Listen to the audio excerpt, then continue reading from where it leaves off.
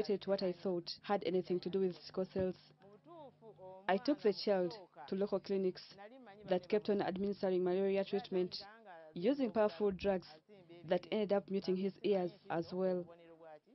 Other than the reports of your child having low blood levels, the other feature that may make you suspect sickle cell in your child is if your child has yellow eyes, the eyes turn yellow, even when maybe he has a mild cough or mild flu, or that's a cold, or if they have dehydrated, the eyes may turn yellow, and also they may have body pains in different parts of the body. Okay, but also before, maybe I should tell you, one of the earliest signs other than the low blood levels or anemia might be the swelling of the palms, these hands and feet. We call it hand and foot syndrome.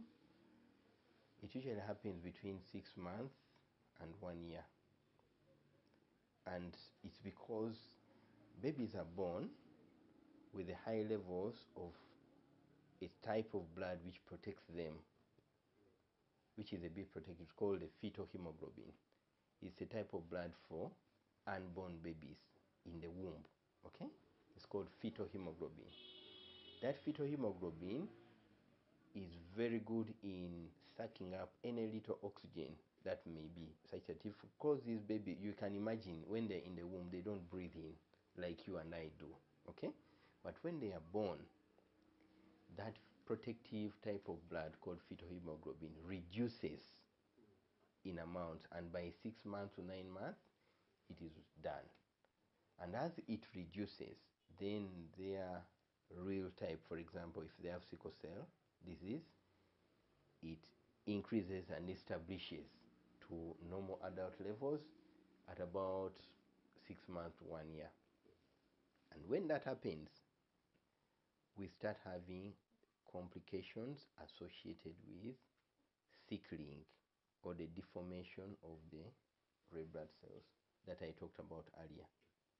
Okay, so their cells start sickling from about 6 to 9 months to 1 year, and when they sickle, they stick on the walls of small blood vessels and block them. So when that process starts, one of the early signs is swelling of the hands and the feet, and many occasions you find a parent going back home and wondering whether their child or children were hurt by the helper. Okay, the first thing will be, did you spank my baby? Did my baby fall? Okay, only to find that nothing happened, but the hands and the feet just got swollen and painful.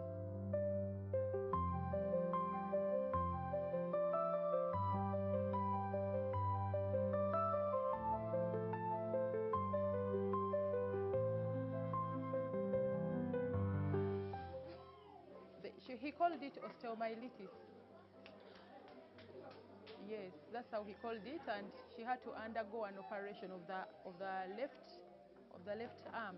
Abaami awo tuzaala abaana batwefuulira. Abaami batulekera abaana. Unfortunately, men vanish away from our lives the moment they sense that the child is sickle cell diseased. They believe it's the woman's problem for a child to be born sickle celled. Doctors must help us change this attitude. Naye babeera nga baleese okusomesebwa. Ogenda okuzaala omwana. So I want to demystify that it does not cross families. It can actually cross families for as long as you don't know your sickle cell status. But a good thing for the newborns, there's a national program with the Ministry of Health which seeks to know, to establish each newborn's sickle cell status. And I would urge the population to utilize that.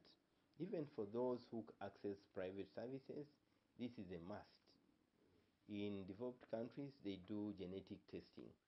Here, at least for sickle cell, that has been provided. So even in the private sector, they should ask for that at birth or early on, or at any point in time.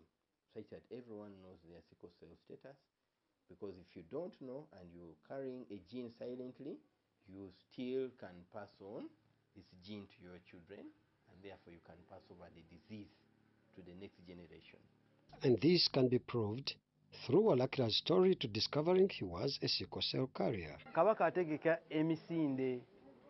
It was at the Kabaka's birthday run that voluntary testing revealed we were carriers. We only tested for HIV when we were dating. We knew nothing about sickle cell testing. Ninamu akataffaali nga n'omukyala naye alina akataffaali ate ku olwo tetwajja na mwana nkolera site tetwajja na mwana ne batugamba mulina obutaffaali mwenna obwa sikosero oba babiyita bya luzungumukko positive ffenna nga tuli kyekimu bwe batugambira awo mulina obulwadde bwa sikosero naye mmwe ate temulina sikosero ffe tuli bakaliya ffe ababiri nze ne maama we.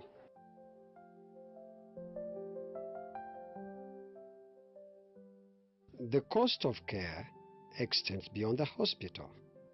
naye mbutuufu omwana oyo weebaka ng'omwana mulamu atuuka ekiro n'atabuka n'abanga kwegamba eyeebase nti nno ki wagenza okubaka ng'omwana mulwadde naye nga mutuufu akyankalanya essaawa eyo asobola okukyankalana nga ne transport tomulinaamu akuddusa paka Mulago naye nga ye akulaga obulwadde bwafunye tebulinda kwegamba ne tubeera ng'eyo embeera gye tutambuliramu. N'ekirala kyenkubira gavumenti omulanga bannange tufunire ku ddagala bannange eddagala lya bbeeyi abaana ba sikosero tebakuzika abaana ba sikosero bali expensive abaana ba sikosero balya ssente bannange ogenda okutuuka mu ddwaliro ng'ate olumu eddagala eririyo nga terimala akaseera kesiryerabira omwana yagenda n'afuna ataaka mu butuufu kati akuze kuba kati ali myaka 21 naye waliwo yafunira ataaka ndowooza alinga myaka oba nga 17 18 bannange ng'omwana wakusitula simusobola nenfuna era mu butuufu tolina muleka kufiira waka nenfuna owa booda najja n'amusitula n'amuteekako n'atuuka ali eri n'amuyingiza munda ne bamuteeka mu akyuti n'agenda okutuuka mu akyuti nga mutuufu aliko okisigeni ne bamuteekako okisigeni naye mbutuufu bamuteekako okisigeni nga baŋŋamba yeetaaga musaayi naye nga mbutuufu assa bubi buli kimu kibi nga bw'okitegeera naye mu butuufu nga n'omusaayi teguliiwo. Waliwo omusawo eyajja n'aŋŋamba mbutuufu ng'olwo nno nze nkaaba amaziga gampitamu nga ndabira ddala omwana nga agenda kufa ako akaseera sirikeerabira kubanga baŋŋamba natuka ekiseera ne ŋŋamba abasawo naye mu butuufu musawo banzigyeko omusaayi baguwe omwana wange abasawo ne baŋŋamba gwe okiyita kyangu nga bw'okirowooza. So she got liver issues, her skin changed. It was kind of like navy blue, like someone who is already dead. Her eyes were deep yellow, so deep that you could not look straight into her eyes. It was so bad. Wherever she would sleep, she would sweat. You'd find her bed wet, like they've poured water upon her. And they wanted to do 2 operations on her. However, like the surgeons wanted to do that, but our doctors felt they could manage this, and they had faith that they would handle it. But day by day, she deteriorated. The LFTs and the RFTs were getting out of control, like out of normal range. It's like saying that the highest parameters can be 17, and then you find 896. They say the highest is 47, and you find 1,200 something. We are just blown out of the ordinary. Statistics suggest that about 20,000-25,000 children are born with sickle cell disease each year. Currently in Uganda each year, 20,000 to 30,000 babies are born with sickle cell disease each year. Those are statistics. At the same time, international statistics suggest that about 300,000 babies are born with sickle cell disease each year. And 80% of the 300,000 is in sub-Saharan Africa, where Uganda is. Meaning it is a burden for us in the sub-Saharan Africa. Also in Southern America, and then in part of Middle East, and also in Asia, India. That's where the burden is. It's along the equator, just below the equator or around the equator. So those are international statistics and then national statistics. And then when we come to the country here, it is suspected that at least about 1% of our citizens have sickle cell disease. Okay? And about 10% carry the sickle cell gene. So if we are 50 million, then about 500,000 probably carry the sickle cell gene. Here at Mulago, we have been, the clinic started in 1968, is the oldest and largest sickle cell specialized center in both Uganda and Eastern Central Africa. It's the oldest and the largest. It started in 1968, and for long it had been the only center in Uganda until around early 2000. That's when regional centers were set up. Today we have over 100 clinics. There are clinics all over the country. Okay, at the district level, even at parish level, level 3, level 4, there are clinics. Okay, and we are glad because this has happened in just a period of about maybe 10 to 20 years. A condition that affects the entire household. But not every story is defined by hardship alone. Back to Professor, she referred us to the sickle cell clinic, and she advised us to always attend. She told us you'll find a number of people there who have children that are going through the same. We shall connect with parents who have been there before us. They have a lot of advice to give, a lot of help to offer. We shall find there counselors that will talk to us and encourage us and uplift us. We shall find there very good doctors who are ready, willing, and trained to handle our children and to manage them well. In the face of uncertainty, some choose a different language, not of limitation, but of strength.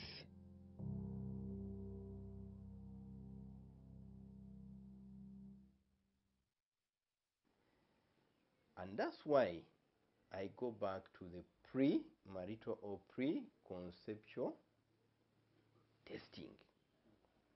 In fact, today if we are to do anything about sickle cell, stopping sickle cell disease as a country, as a region, we should have compulsory or encourage everyone in the reproductive age, or even before, much before, to know their sickle cell status.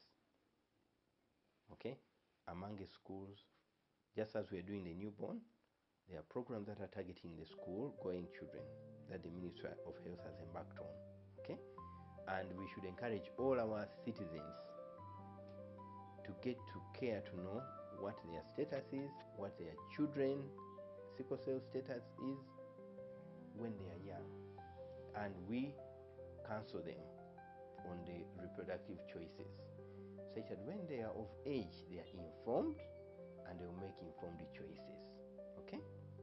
Because it's the only way you can prevent, you can determine not to have a child with sickle cell disease. Early testing can change outcomes. Awareness can prevent suffering.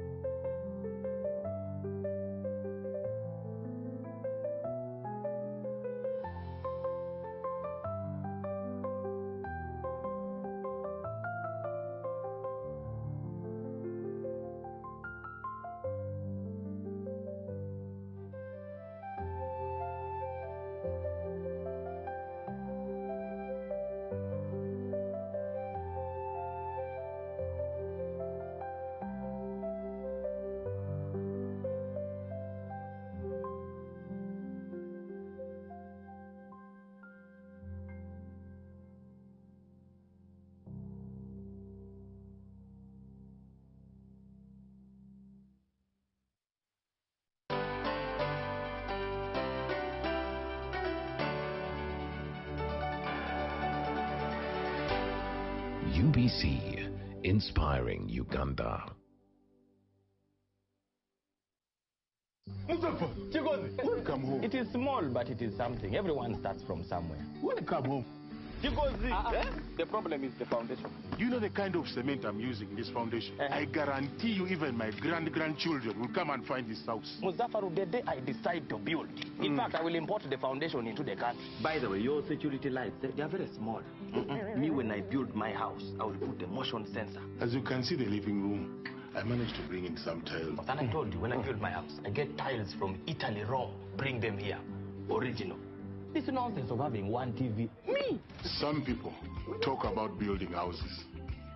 Others build them. Do you have land? I am working on it. You buy your buy today and get the job done. Strong, reliable, available at hardware shops countrywide. Yes. It hasn't been easy at all. I know. But with your buy, chiba chibwa. So you buy, your buy. Exercise can't be sustained. Eating can't be stopped. It's even harder to lose weight. Come and give it a try. Ginshikang L-carnitine chromium capsules. Plant extract, scientific ratio. Take 3 capsules each time. The active ingredient accelerates fat burning.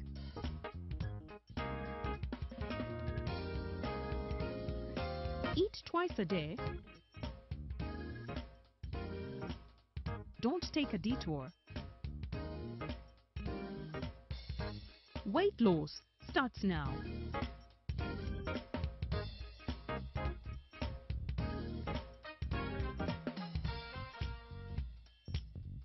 Ginshikang L-carnitine with chromium capsules helps you stay in shape. Please follow medical advice when taking this product.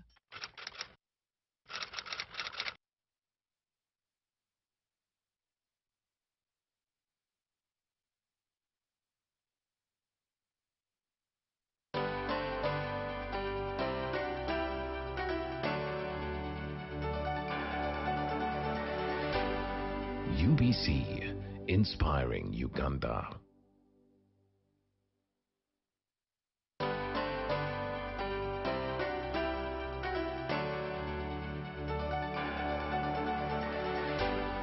UBC, inspiring Uganda. Every Wednesday, live in our studios in the heart of Kampala. We have to.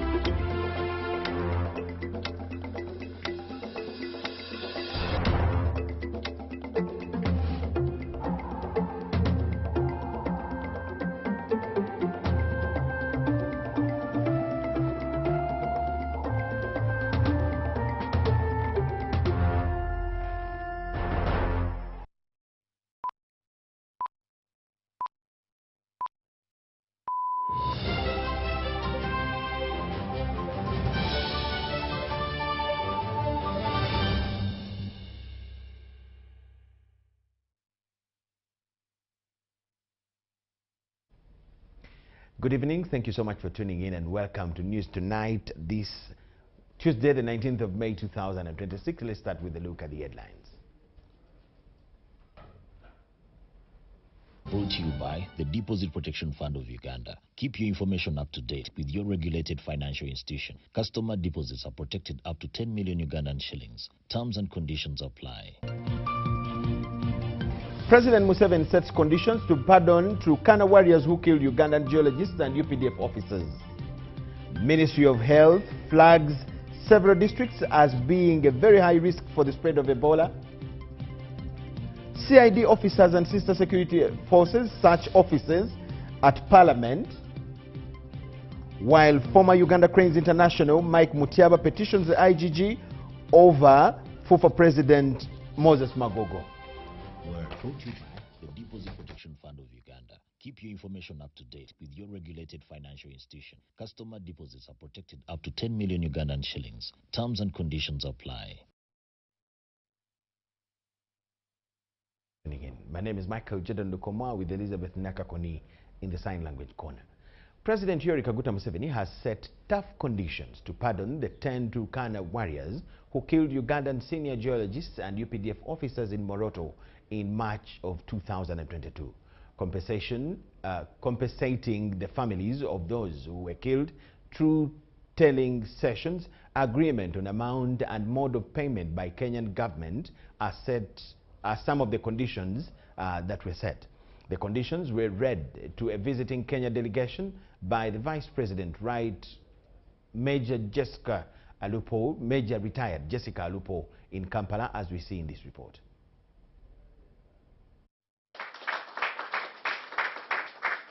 On March 2022, Turkana warriors from the neighboring Kenya crossed to Uganda in Rupa Sub-County, Moroto District and killed 3 Ugandan geologists and 2 UPDF officers. The warriors were pursued by UPDF, arrested, prosecuted and convicted to Chitalia prison. So, Your Excellency, this morning I had a meeting with the families. They have given us their consent to proceed with the discussions. And tomorrow we shall be meeting to discuss the details of how we are going to move. Then the delegation will also go to Italy, and depending on our discussions, we shall decide the mode of release. Is it by transfer of committed offenders? Is it by prerogative of mercy? All these are things we are going to discuss. And of course the quantum to compensate our people. Since then, Kenya government has been negotiating for the pardon of the inmates. A delegation from Kenya, led by Presidential Special Envoy John Munyes, met with the Vice President and requested for the pardon of their citizens. Excellency, the message I deliver today seeks to further discussions regarding the matter of Kenya husband currently incarcerated in correctional facilities in Uganda. I wish to reiterate that the government of Kenya expresses its readiness to support the application of the Okukuraba reconciliation practice, which presents historic opportunity to reaffirm our cultural bonds, promote healing, and lay a sustainable foundation for peace and cooperation between the pastoral communities of our sister nations.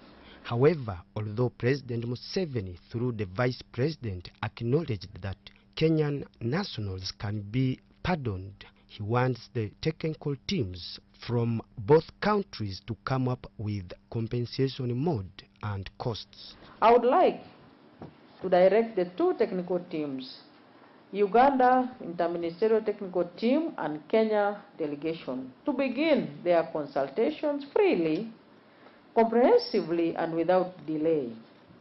Time is of essence, and the families who have waited for years deserve to see this resolved. Specifically, Uganda's technical team is directed to work with its Kenyan counterparts to develop a mutually agreed settlement formula for the Okukaraba blood settlement, including the quantum of compensation to be paid to the bereaved families of the 3 Ugandan geologists and the 2 UPDF soldiers, guided by the Attorney General's legal opinion and in full consultation with the families. Other conditions set are to engage the affected families and consult elders on both families to ensure reconciliation before pardoning. Finalize the arrangements for the formal signing of the Uganda-Kenya bilateral MOU and resource sharing agreement, and propose a mechanism for its implementation monitoring. Identify any additional outstanding issues relating to the normalization of bilateral relations, cross-border trade and community security, and propose concrete bilateral cooperation measures to address them. Submit their joint recommendations to both heads of state within the shortest possible time frame, with clear timelines for implementation. Once again, Your Excellency, Special Envoy Munez, I wish you and your delegation a productive and successful engagement here in Kampala this week. The warm welcome you have received reflects the esteem in which Uganda holds the government and the people of Kenya, and our shared determination to resolve this matter in a manner that honors the memory of those who lost their lives, restores peace and harmony to our border communities, and strengthens the foundations of our bilateral partnerships. The Kenyan delegation, together with their Ugandan counterparts, will visit the affected families, the Turkana warriors in Chitalia prison, before the two presidents formalize the pardon agreement. Philip Aguta for UBC News in Kampala.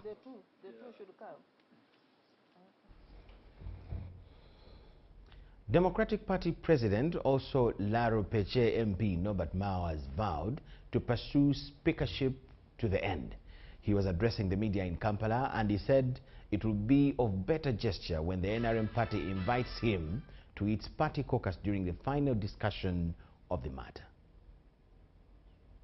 No say in the matter of who becomes speaker. In the Tuesday 19th May 2026 press conference for the Democratic Party President, Norbert Mao kicked off with a disclaimer. Our focus is not what is going to happen on the 25th. Our focus is what sort of parliament we shall have in the 5 years. Without Mao taking further address, he urges that the competition should focus on the future of parliament and the country at large. The party that should have the final say is called Uganda. With many writing him off the speakership race on account of not being an NRM member, Mao responds as follows. If not being NRM is a disqualification for a high office in Uganda today, in a government led by the NRM, why have I been a cabinet minister? The Democratic Party President has turned in excitement about the ongoing corruption investigations in the corridors of Parliament, targeting the former Speaker Anita Mao. The famous Rolls-Royce, which unfortunately has now been degraded. I've seen it on a breakdown from Katwe. I mean, the makers of Rolls-Royce must be embarrassed. He says the current situation exposes much inefficiency in government and leadership. When I announced that I was going to be Speaker, even members of my own party descended on me. And now the prophecy is in the dustbin. In this case, Mao counts himself to what has so far been achieved in axing Anita Mao out of office. What is truly mine will come to me in due course. My destiny will unfold. And what is truly mine will be that place which is the best for me. On the other hand, Mao has called for auditing of operations of Parliament. Ladies and gentlemen, action is what makes a difference, not commentators. To the opposition, who have for all years doubted Mao, he demands an applause from them. The opposition should thank me. You were supposed to be walloped. You heard it. They said that in the last parliament you were swallowed. That in this parliament you are going to be walloped. You should thank me for disarming those who wanted to wallop you. To the NRM party leaders, Mao has set the tone, and he says it must be listened to. To my friends in the NRM and to President Museveni, let us reclaim the spirit of 1986. Mao says that the speakership race must move beyond individual and party colors. To our allies in the NRM, the speakership is not just a matter for the NRM, it's not just a matter for the members elected to the 12th Parliament, it's a matter for all citizens. Since the MPs represent the citizens, they cannot ignore the public sentiment. However, to his surprise, corridor endorsements continue to flow in, especially from the Patriotic League of Uganda, a move which Mao says is undermining cohesion and integrity. My expectation is not that I should be imposed on the Parliament as Speaker. Not to say tumulese. It should be aze tumusimye. In a moment, the NRM Parliamentary Caucus is invited to take the last step onto this matter. Mao is hoping for an attendance. I expect that like I was invited in Chankwanzi, I will be invited to the NRM caucus in the spirit of unity, which we all agree on. Robert Anyango, UBC News. Now, by press time, the CID officers and sister security forces were still in Parliament conducting such activities in the offices, including those of the former Speaker of Parliament, Anita Among, Clerk to Parliament, Adolf Mwesije, and the Director of Finance, Patrick Kunova. This started as early as 10 a.m. as the respective offices were marked as crime scenes. This is the corridor leading to the 5th floor, which accommodates the office of the former Speaker of Parliament, Anita Among. By 10 a.m., the premise had already been marked a crime scene. CID officers cordoned off the area found in the east wing of Parliamentary building. The search operations are part of the activities which started on Saturday at Anita Among's residence in Nakasero over claims of illicit enrichment and money laundering. The search activities kicked off, witnessed by Anita Among's lawyer, Caleb Alaka, and auditors from State House. The investigations were extended to the office of the Clerk to Parliament, Adolf Mwesije, and the Director, Finance, Patrick Kunova.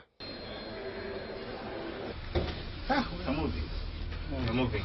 And how is the client? But I'll issue an official statement later. In the day?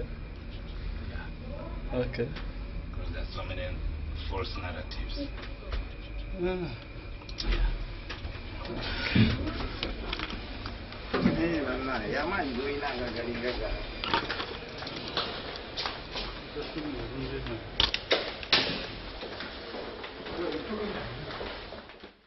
Tuesday has been business unusual at Parliament as security vehicles filled the parking lot, including an evidence response van.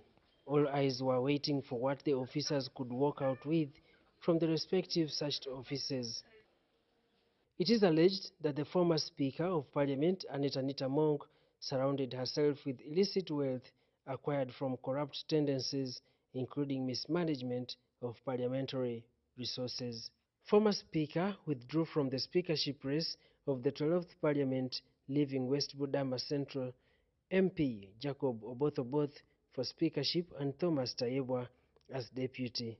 The investigations against Anita Among have been described as among the high-profile cases of corruption so far registered in Uganda as the NRM government starts its 7th term, Chisanja no sleep.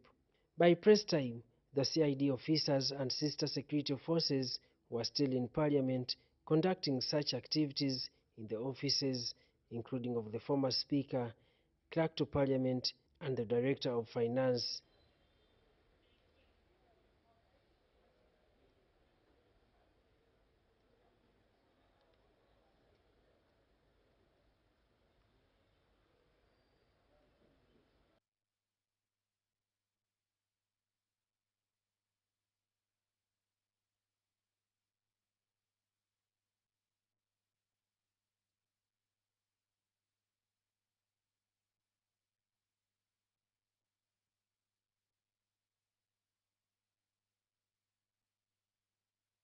Care facilities in markets, a deliberate effort to expand social care infrastructure and allow mothers to have time for economic activities.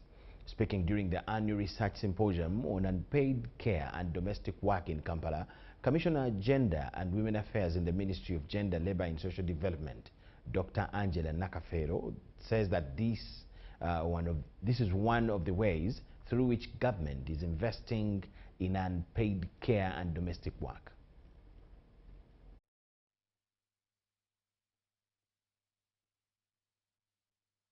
Recently, President Museveni assented to the Employment Amendment Act 2026, which stipulates clear workplace rights and protection for breastfeeding mothers and employees with little children.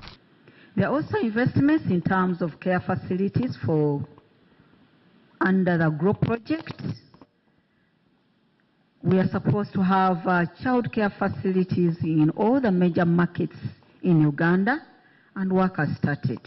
The Commissioner for Gender and Women Affairs, Minister of Gender, Labour and Social Development, says unpaid and domestic work has been recognized in the Employment Act, emphasizing that the dynamics in this space are going to shift. The revised, amended Employment Act, domestic work has been recognized. For the women in the space, of course, this will have implications. It's not going to be the same as before, where you just bring in a woman or girl and employ them to do unpaid care work within our homes.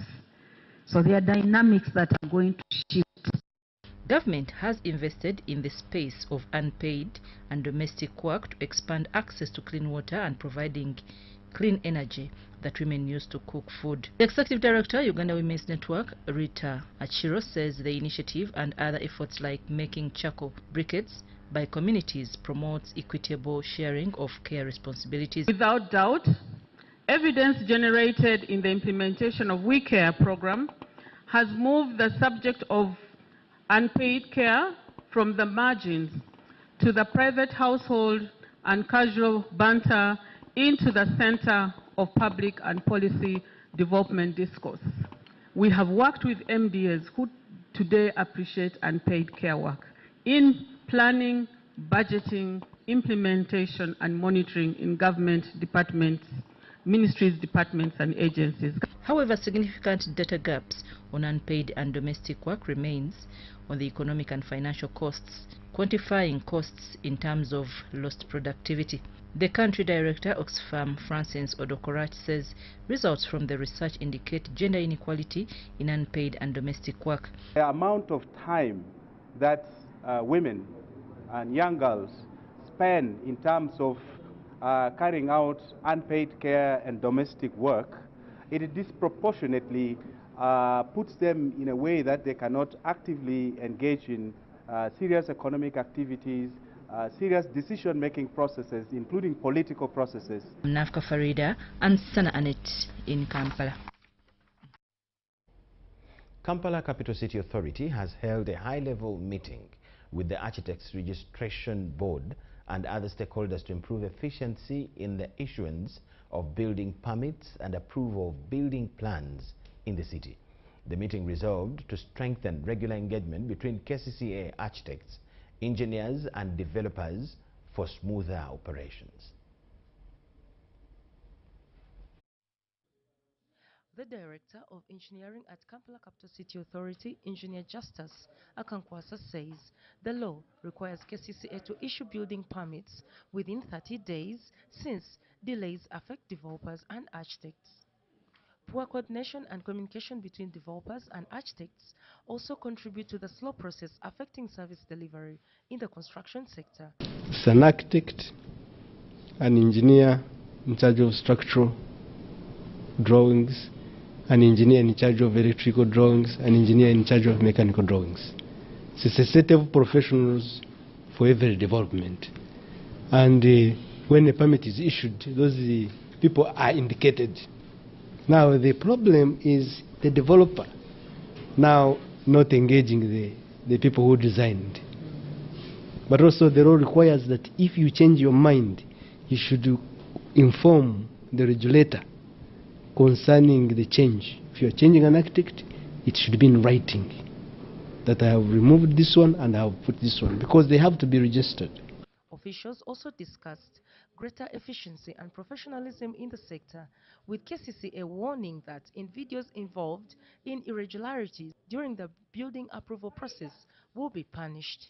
So it's important for our members to know that we have made progress today and we are going to have a more efficient building permit process, and it is going to have times of monitoring our performance and our involvement in this process. The chairperson of the Architects Registration Board, Mariam Sembatia, said the meeting follows several complaints from architects on delays in service delivery. That the consultants and the professionals as architects, they are not getting feedback from KCCA directly. when they have deferred a plan for an architect. So KCCA has clarified that the reason why it is taking long for the plans, or maybe we don't receive it, is because there is a small loophole in the online system, in that the person who submitted the plans, and in most cases it is the developers who submit the plans, they send back the comments to the developers who are not so keen. And because of that, it is taking long. Architects actually never get to know. It's only when the developer comes and tells the architect that, where is my plan? The architect finds out it was deferred months before, but we've not received any email. The board said new measures have been introduced to crack down on illegal practitioners operating in the sector. Joseph Muyingo compiled the report.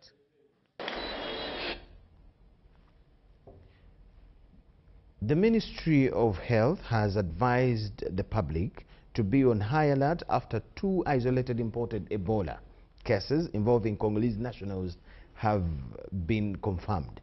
The Director General, Health Services at the Ministry of Health, Dr. Charles Olaro, confirms that whereas the first case died, the second case is undergoing treatment at Mulago Isolation Center. Uganda has registered 2 isolated imported Ebola cases involving Congolese nationals. The Director General, Health Services at the Ministry of Health, Dr. Charles Olaro, says the public must stay alert.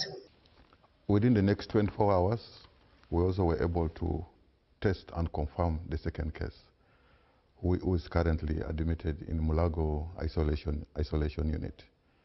So that already shows that its capacity, as the PS has indicated, that we have lab capacity. And also have capacity in terms of human resources to be able to manage this case. And I must say that actually the patient we have at the isolation is already on the way, on the path to what? To recovery. And we pray that she continues to recover. The Ministry of Health has challenged the public to be on high alert and observe standard operating procedures, but also report any suspected cases.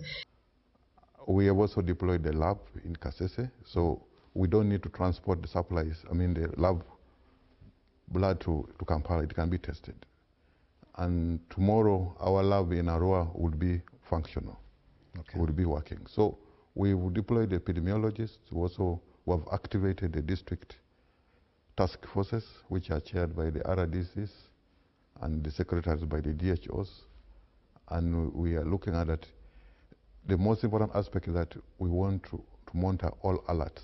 According to the Ministry of Health, movement cannot be restricted, but screening, especially at border points, has been strengthened. And so we need to work together. That's why we are very active and very concerned that we cannot do things the usual way, even here in the country.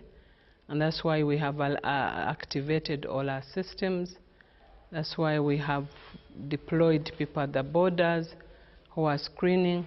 And that is the reason we postponed a very important annual event that brings so many people, many nationals into the country. Uganda has recorded 8 cases of Ebola between 2000 and 2026.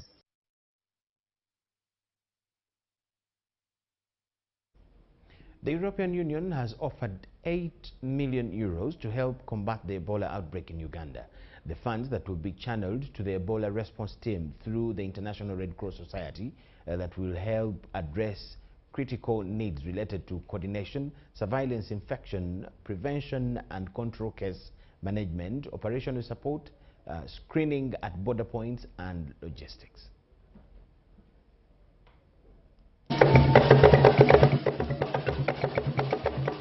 The European Union ambassador to Uganda, Jean Sadek, says the funding will mitigate the spread of Ebola and strengthen the country's response mechanisms. He revealed that there will be an additional support to Uganda Red Cross to coordinate their activities in combating the outbreak of the Ebola virus. He was on a working visit in Bunyoro sub-region. The Ugandan response, we have just decided about an €8 million support to the International Red Cross to help on health aspects, surveillance, border crossings and so on, and also a flexible mechanism of 1 million euros that can be used by the Ugandan Red Cross as well. So we are already activating our resources, and hopefully we shall, together of course with the important Ugandan response, we're hopeful that the situation can come under control here in Uganda. The European Union ambassadors led by SADC are in Bunyoro sub-region to understand the region, including its opportunities, challenges, culture, history and ongoing developments. The French government started a feasibility study with National Water and Sewage Corporation to expand the water distribution network. And just a few weeks ago we signed an agreement with Uganda Development Bank to support entrepreneurship for the youth and for agriculture activities. Andrew Byakutaga, the Bunyoro Kitara Kingdom Prime Minister, says that the people of Bunyoro have been engaged in various activities, mostly agriculture, and urges the ambassadors to support the institution in this sector. Your Excellencies, agriculture remains the backbone of our economy and the main source of livelihood for our people. Bunyoro is blessed with the fertile soils, favorable climate, water resources, and hard-working people. The Kingdom has continued to mobilize communities towards commercial agriculture, coffee growing, value addition, modern farming methods, climate-smart agriculture, and agribusiness development. Edward Isingoma, the Hoima City Mayor, has highlighted some of the key areas that the EU can support. Hoima City respectively proposes joint investment in health surveillance and biosecurity hub, serving the Western Uganda DRC border corridor, meat and dairy inspection infrastructure ahead of AFCON 2027. An Ebola outbreak in the Democratic Republic of Congo has raised concerns among experts, having detected the disease late and the pace at which it's spreading is rapid. Ebola is a serious virus that causes fever, body aches, vomiting, and diarrhea. The disease spreads through direct contact with the bodily fluids of an infected person or contaminated objects. According to the World Health Organization, the average mortality rate is around 50%, ranging from 25% to 90% in the previous outbreaks. This is the 17th outbreak in Congo since the disease was first discovered in 1976, with the most recent outbreak ending in December 2025. In previous outbreaks, with the exception of one, all the others were caused by the more prevalent Zaire strain. However, this time it's Vunduvujo strain. There were delays in its detection because they relied on a device called GenoExpert with test kits specific for Ebola Zaire. And so, these Ebola Zaire kits did not recognize Ebola Vunduvujo. According to the World Health Organization, there is no specific treatment or approved vaccine for the Vunduvujo strain. On 16th May 2026, the World Health Organization announced 8 laboratory-confirmed cases of Vunduvujo virus in Ituri, 1 confirmed case in Kinshasa, and 2 confirmed cases in Kampala. Furthermore, given the unusual clusters of suspected cases appearing across multiple parts of eastern DRC, health authorities confirmed on 17th May a positive case in Goma, a city in North Kivu province that is currently under control by the March 23 movement after a woman infected with Ebola traveled from Ituri.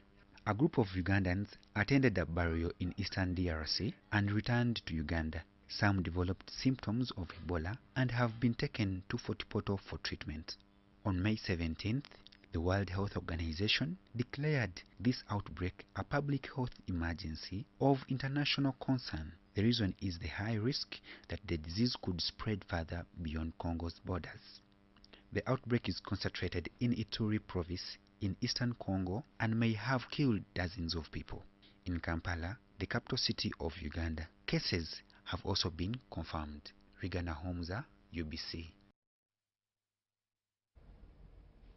Ministry of Health has flagged several districts as being at very high risk for the spread of Ebola due to cross-border movement, trade and population interaction. In Western region, districts along the Uganda-DRC borderline identified by Ministry of Health that are at high risk of spreading Ebola virus include Kasese District, Bundibujo District, Ntoroko, Kanungu, Kisoro, Rubirizi, Bunyangabo, Kabarore, Fort Portal City, Kamwinge, Isingiro, Chenjojo.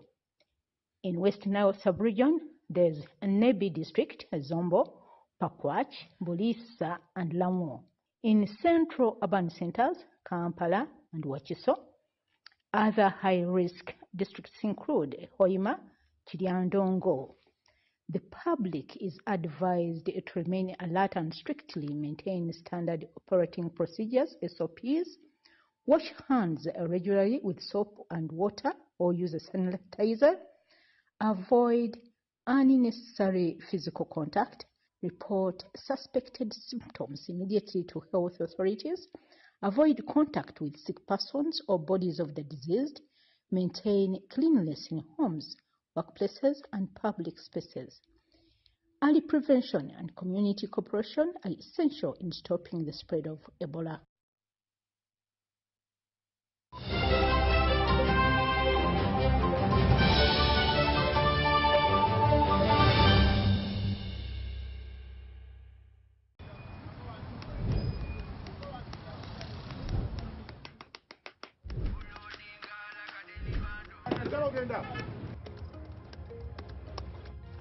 And that's it for today. Till the next episode.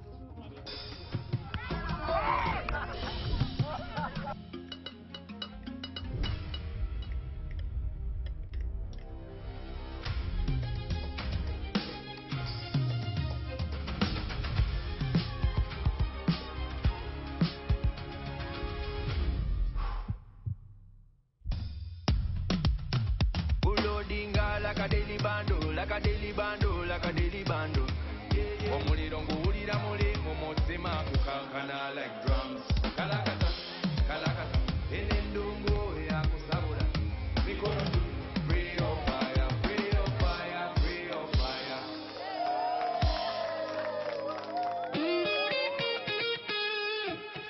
It's our mission to secure your money. Protecting your money is as important as earning it. It is for this reason that the Deposit Protection Fund of Uganda, DPF, was established by the government of Uganda to provide deposit protection to customers of regulated financial institutions. In the unlikely event that your commercial bank, credit institution or microfinance deposit-taking institution fails, the DPF will pay you up to 10 million Uganda shillings.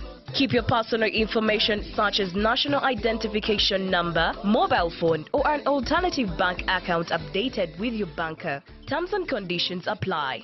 For more information, contact DPF at Aha Towers, Plot 7 Lodell Road, Kampala. Call 0312-206-400 or visit our website at www.dpf.or.ug.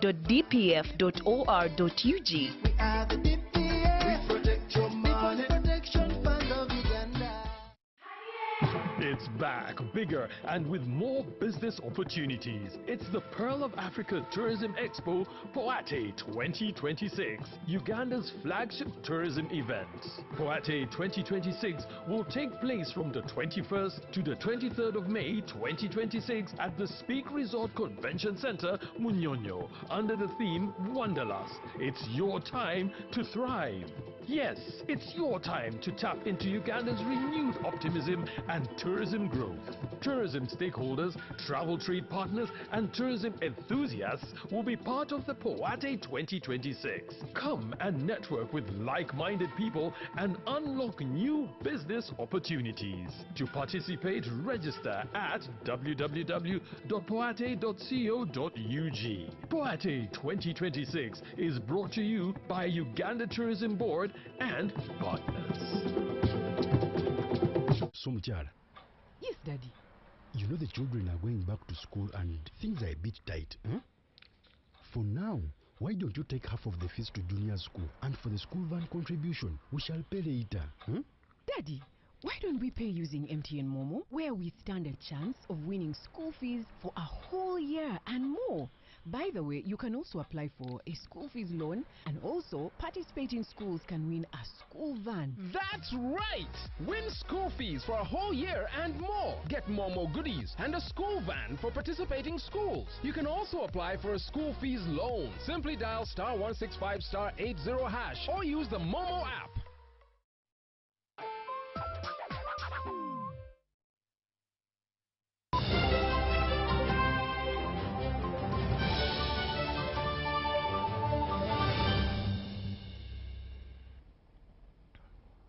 Thank you so much for watching and welcome back from the break. Minister for Tourism, Wildlife and Antiquities Tom Butime has emphasized teacher welfare and heritage preservation. He praised organizers, Jinja City leadership and schools participating in the tourism quizzes. Meanwhile, UBC under its digitization process has showcased archival work among exhibitors. UBC Archives section led by Dean Chibirige highlighted modern preservation of Uganda's cultural records. This was during the International Museum Day celebrations at Jinja Rugby Grounds in Jinja City. Minister for Tourism and Antiquities Tom Butime has called for improved teachers' salaries, noting educators play a key role in shaping responsible citizens and national values. Speaking during the International Museum Day, Butime applauded schools that participated in tourism quiz competitions. As a ministry, we recognize that the young must continue evolving in order to remain relevant and accessible to contemporary society, especially young people. Uganda's ambassador to Belgium urged Uganda to value their country's natural beauty and cultural heritage. And I'm so pleased that this beautiful country had adopted me many years ago.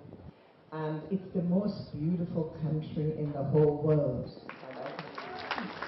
UBC, as part of its ongoing digitization process, also featured among the exhibitors, showcasing efforts in archiving and preserving Uganda's historical and cultural records for improved access and long-term national memory conservation. Amband Machabe Semambo, reporting for UBC. Today with us, we came with all the equipment that was used back then when UBC was still in its infantry stages. As an organization, UBC was founded in 1954. If you make some simple math, it's 72 years since the inception of this institution. And it began as UBS, Uganda Broadcasting Services. Throughout that period, UBC has had to upgrade equipment technologically, and this is what we came with to show Ugandans that at one point in time we were using analog equipment and now we are using digital equipment. No, you don't have the players for that information, however much you might come and listen to it at UBC. So we are embarking on digitizing this equipment as UBC, and we can assure you they've already started being used. For example, people come, researchers, they access the photographs, they have a look, and when they want to take some for their, let me say, research work or proposals, they go through the right hierarchy when we guide them to access this material and make it usable for them to benefit in their research work and to add knowledge onto this nation and the world at large. And the Uganda at 60. These are some of the areas where this information has been used and still continues to be used. We have interactions with universities. We are interacting with Nkozi University, and they are equally also trying to seek some of this information. So yes, it's going to be utilized. Amband Machabe Semambo, reporting for UBC. Nabwin Zone Agriculture Research Institute in Karamoja Sub-Region has started training farmers on better agronomic practices and introducing short maturing and drought-resistant crops such as sorghum and cassava to address food insecurity. In Kabong Sub-County, Kabong District, a 10-acre block farm has been established for community members to learn better agronomic practices.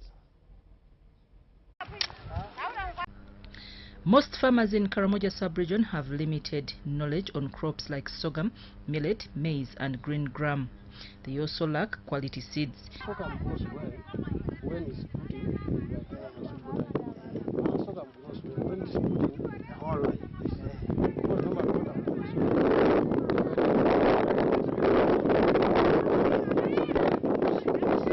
Agriculture Transformation Project is funding Nabwin Zonal Agricultural Research Development Institute to train farmers better agronomics practices. Situation here attracts very many farmers to come and learn.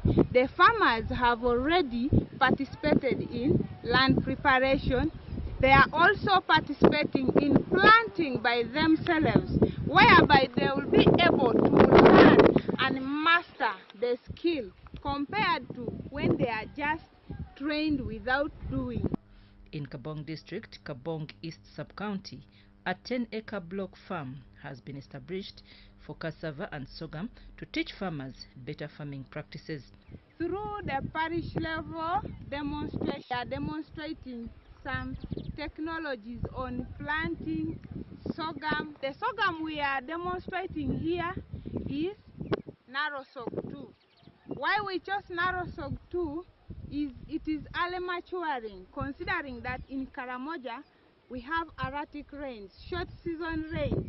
They come and disappear. So we need to have a variety that matures earlier. That is why we have Narosog 2.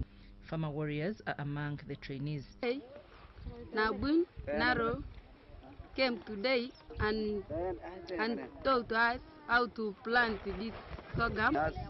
Here in Karamoja we do always broadcast, but not putting in rows. Now we have planted and we are going to extend it, and most of the community cannot do it. And I'm now a farmer, and I appreciate Naro for giving us these skills for farming. Districts of Abim, Moroto, Kabong, Kotido, Napak and Nakapiripirit are benefiting from the project, and value chains like soya beans, sorghum, cassava, aquaculture, beef and the main focus. The Uganda Climate Smart Agriculture Transformation Project is a 6-year project implemented by the Ministry of Agriculture, Animal Industry and Fisheries. We thank you so much for watching. Let's take a short break. On return, we'll have business news tonight.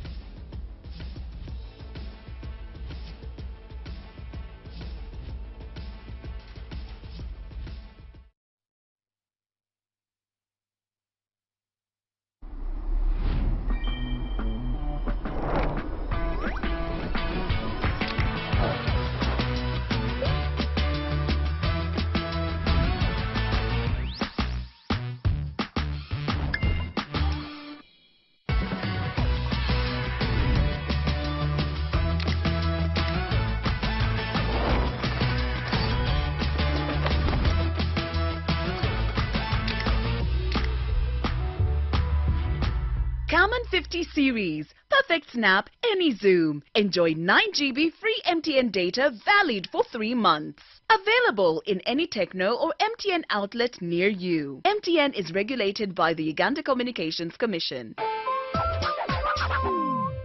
Are you looking for a home away from home? Then this is the place for you. My name is Chini Kaji and welcome to Hotel Le Confidential. With 84 comfortable rooms where you can relax and feel safe.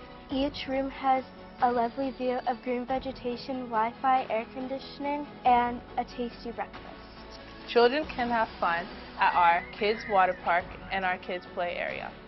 You can also enjoy our world-class health club, spa, sauna, gym, boutique, and sky blue swimming pool.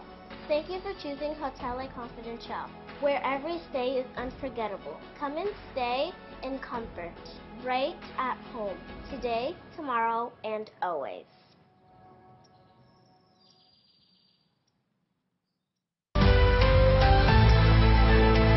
Uganda has a lot of experience dealing with Ebola. We have dealt with it over the years. We have some of the best minds in the world as far as dealing with Ebola is concerned.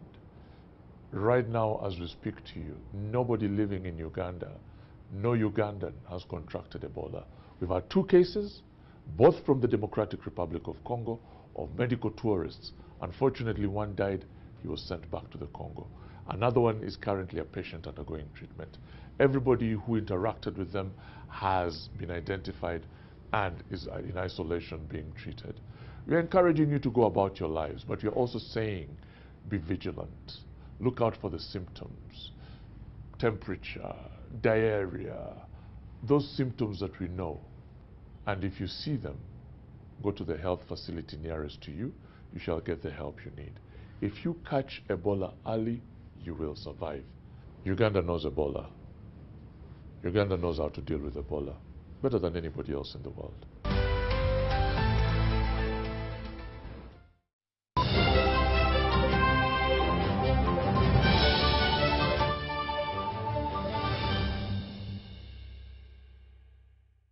Welcome back from the break. Business news tonight. Tax experts and business leaders are calling for reforms to Uganda's tax system following the recent amendment bills passed by Parliament.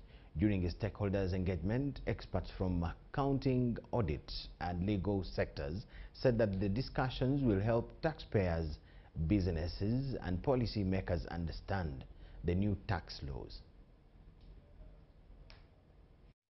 Consultations are still ongoing over the controversial requirement for taxpayers to pay a 30% tax deposit before challenging assessments at the Tax Appeals Tribunal. And that issue is still on the table. We are still engaging. We are waiting for feedback from Parliament, from Minister of Finance to engage and see how best should the reform be made to address the challenges the business community is facing. Because what is clear is the reform is overdue. The business community is awaiting further feedback from Parliament and the Minister of Finance on possible reforms. So I'll start on the issue of employees. Their take-home is greatly affected by tax. And government has tried to do something which we are saying is too little. Of course, when government gives you something, you first say thank you. And you utilize that, okay? So to the employees, my advice is you need to work within what is available to start with, okay? Because government is caught between a rock and a hard place. Concerns were also raised over employee taxation, with experts arguing that the recent adjustments to income tax thresholds remain too small compared to the rising cost of living and inflation. So that means that government needs to look at other sources of revenue, other alternatives that can bridge that gap when they correct the anomaly on pay-as-you-earn. And one of them is through addressing the challenge of informality. Experts warned that high taxes reduce workers' take-home pay and could affect Uganda's competitiveness in attracting investment. For UBC News, I am Sudat Kaye.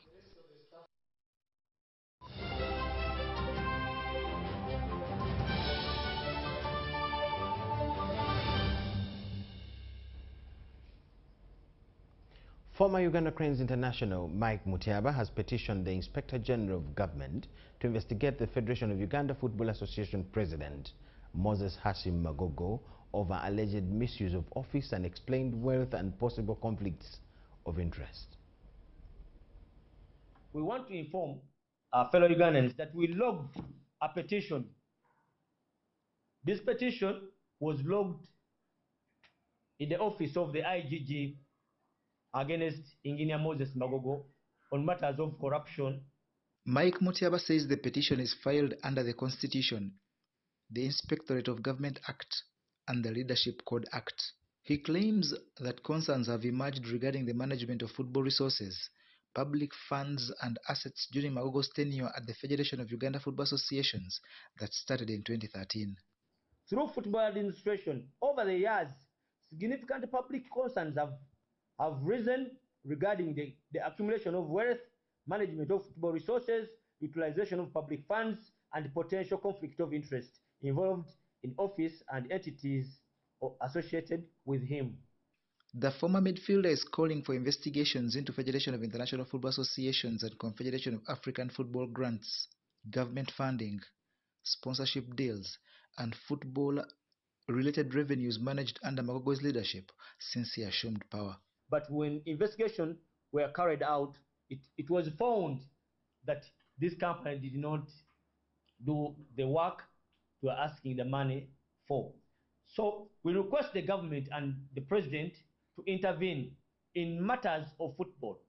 He also wants the IGG to verify whether Magogo properly declared his assets, income, liabilities and business interests as required by the law, and expressed willingness to provide further information if required by investigators. He urged FUFA to publicly address the allegations and called on Magogo to step aside as the investigations proceed. A transitional committee that has Mujib Kasule at the helm and includes Agre Ashawa, Ben Misaga, Diana Nyago and Fiona Namiro has been proposed.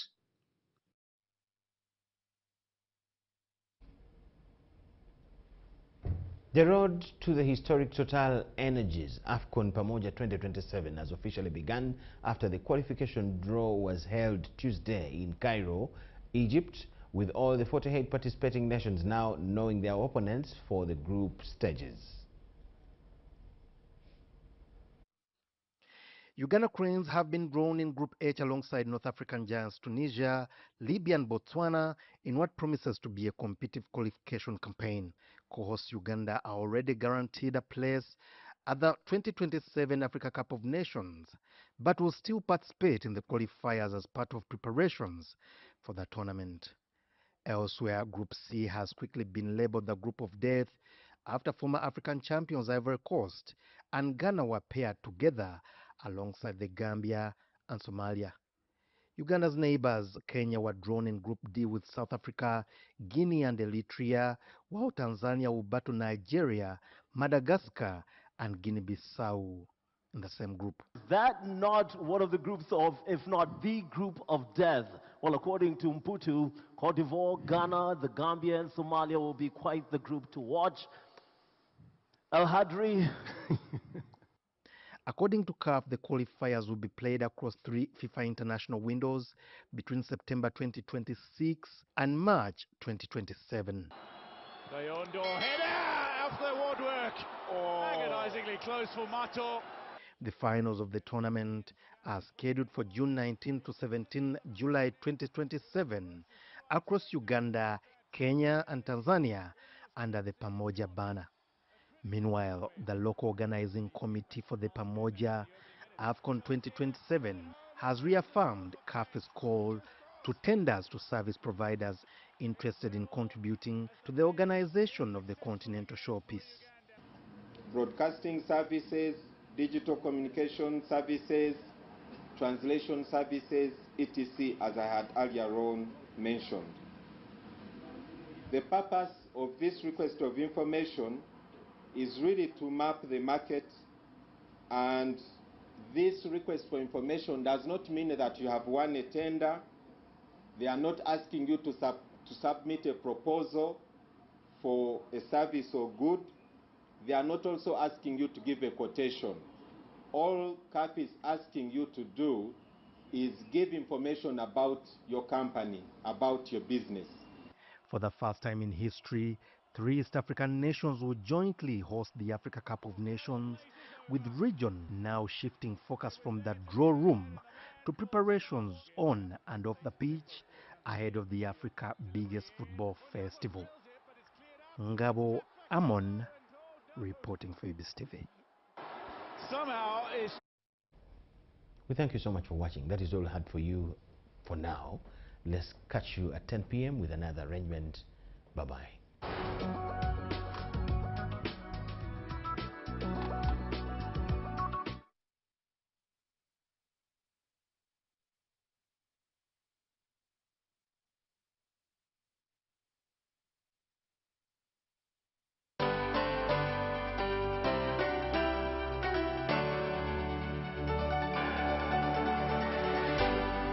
UBC, inspiring Uganda.